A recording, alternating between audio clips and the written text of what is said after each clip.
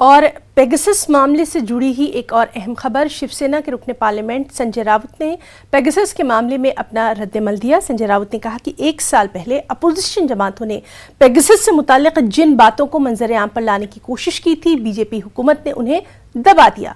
अब हुकूमत को इस मामले में सफाई देनी पड़ेगी। उन्होंने क्या कुछ कहा है, आइए आपको दिखाते हैं।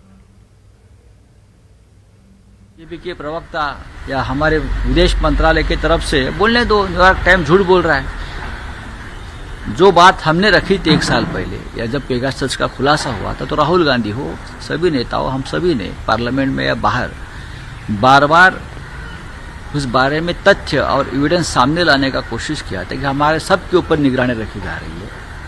हम क्यों, बीजेपी के बहुत बड़े लोग हैं, मंत्री हैं, उनके ऊपर भी निगरानी है।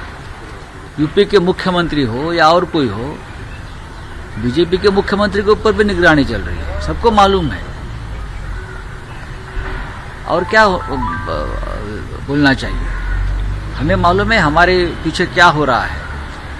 हमारे परिवार के बैंक अकाउंट देखे जा रहे हैं, बार बार आकर उनके लोग